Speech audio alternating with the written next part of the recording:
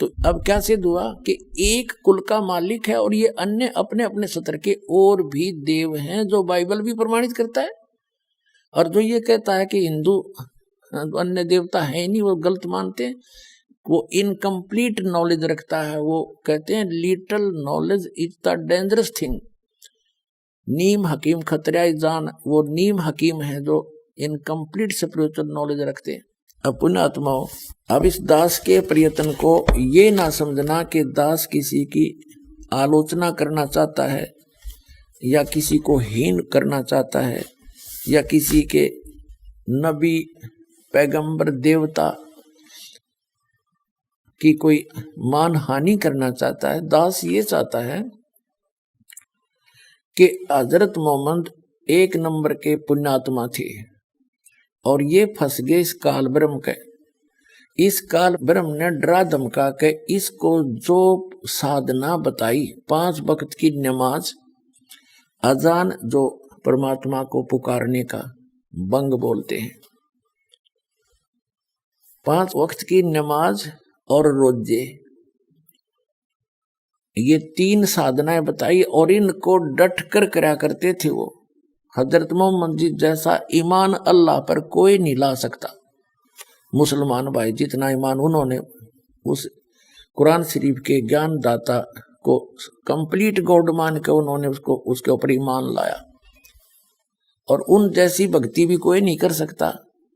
उसके इतनी साधना करने के बाद हजरत मोहम्मद जी को उसकी भक्ति का क्या बेनिफिट हुआ?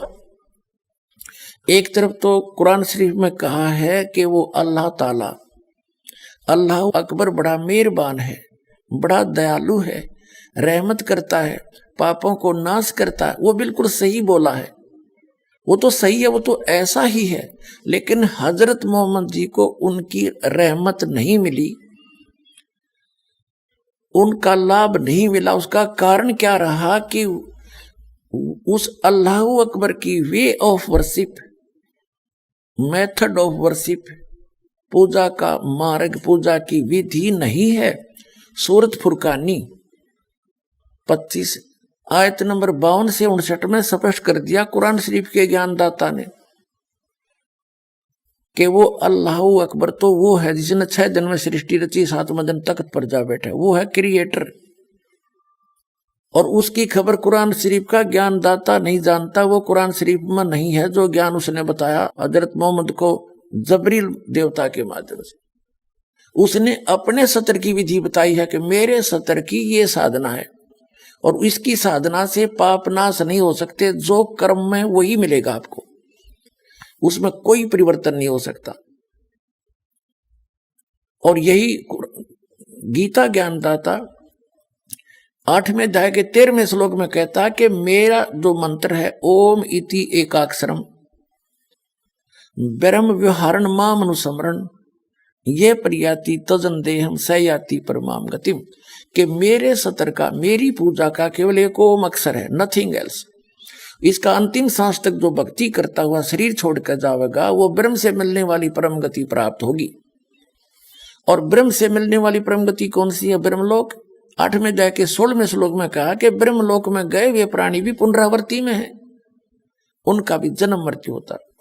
फिर गीता ज्ञानदाता ने 8वें अध्याय के 5 और 7 में तो अपने विषय की साधना बताई कि मेरी भक्ति करेगा मुझे प्राप्त होगा, ब्रह्मलोक में आ जाएगा, लेकिन जन्म मृत्यु तेरी भी रहेगी मेरी भी रहेगी, मोक्ष नहीं हो सकता।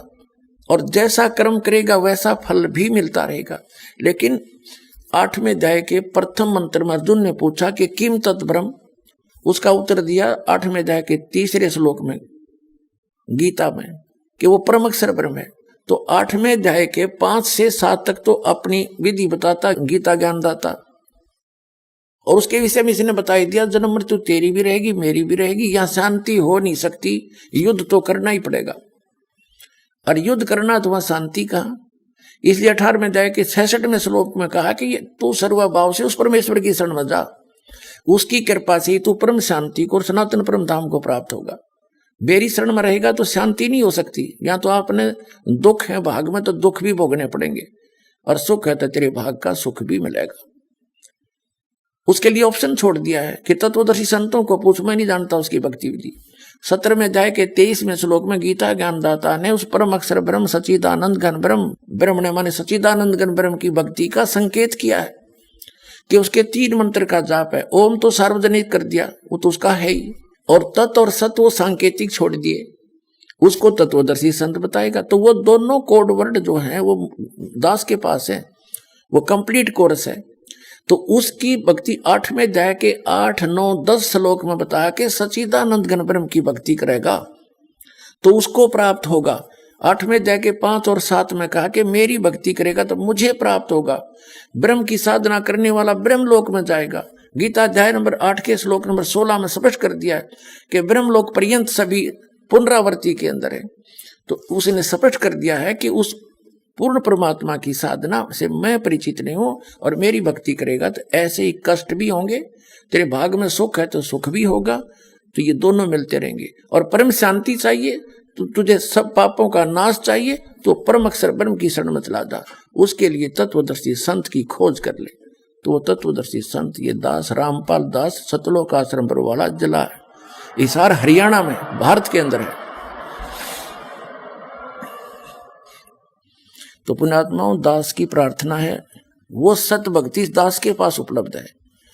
आपको कभी दुख नहीं होगा, परमात्मा हरदम साथ रहेगा। वो अल्लाहू अकबर की भक्ति उसने खुद आकर के यहाँ बताई है, वो ज्ञान इस दास के पास उपलब्ध है। उसको प्राप्त करो, अपना कल्याण करवाओ।